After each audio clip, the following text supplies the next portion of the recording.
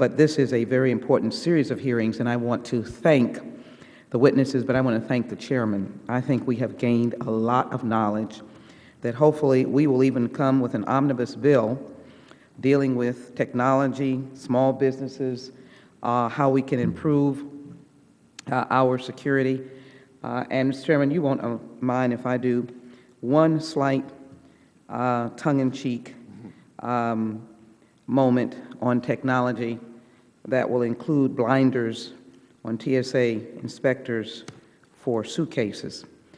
We don't want to tempt anyone for what they might see in suitcases. Mr. Chairman, I guess you've missed the news, but I have expressed my great consternation in that, and I hope that Mr. Nyack is listening to me when I say that you should stick to the work that you're supposed to be doing when you're inspecting suitcases. But let me quickly, because, they'll get that after the fact, Mr. Chairman, I want an omnibus bill on that. Will you join me in co-sponsoring legislation? Probably will. As we've discussed in the past, securing our nation requires not only vigilance and resources, but also innovation and imagination. As I indicated, this is a very important series of hearings that we have explored in focusing on TSA reform, but also to generate guidance on how we move forward in the 21st century. New technology, helping small businesses, creating the opportunity, if you will, for small businesses to show their wares to secure the homeland. That's what I want to be the resounding part of this series of hearings. How do we ensure that we miss no important technology that can help secure the homeland? 1 year ago, U.S. officials discovered a plot to plant explosives aboard a cargo plane leaving North Africa and bound for America. We're fortunate that that plot was uncovered and no lives were lost. That was not high technology. But the question of how that managed to go through and penetrate security is a question for the type of sophisticated technology that we should be looking at. The anniversary of this al-Qaeda-inspired plot should remind us that this nation's security depends on our willingness to find and fix known security vulnerabilities before they occur. Our adversaries' determination to exploit security vulnerabilities must be met and exceeded by our determination to fill the gaps. The challenge of mitigating threats can only be accomplished by our refusal to settle for the status quo. We must continually improve our security policies, develop and explore innovative security technologies, take the necessary steps to increase our security posture, and a sentence that I'll repeat again, we must open the door for small businesses to access and provide exposure to their technology. To that end, policy should not undermine the ability of the Department to procure cutting-edge technologies developed by small, innovative firms. Having said that, I would caution that the Department must be prudent in its approach to testing, evaluating, and approving innovative security technology. As we saw with the purchase and deployment of the puffer machines under the previous administration, the failure to exercise due diligence in testing and evaluating innovative technologies before purchase can lead to wasted tax dollars.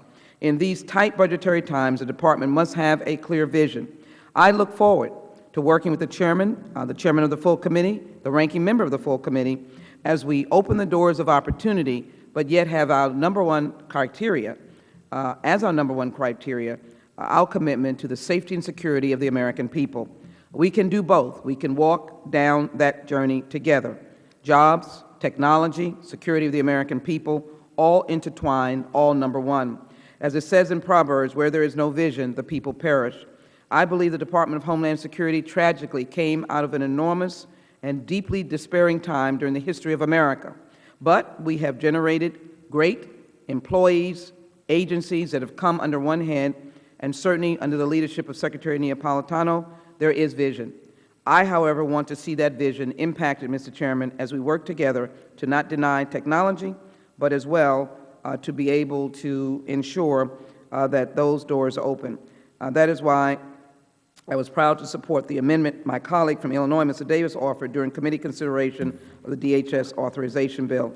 His amendment would have established an Office of Public-Private Partnerships within the S&T Directorate responsible for enhancing the Department's collaboration in the area of security technologies with stakeholders, including small businesses.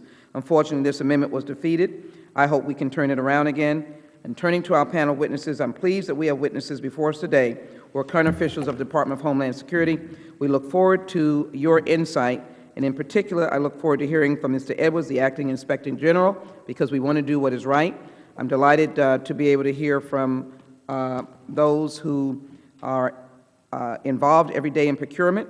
I'm also eager, as I indicated, to hear from Dr. Nyack as the new Chief Procurement Officer. Congratulations. Look forward to learning of your challenges and how you're involved in this effort. Look forward to hearing from Mr. Brinder on the potential impact that the cuts contained in the House-passed Republican Homeland Security appropriations would have on the S&T Directorate.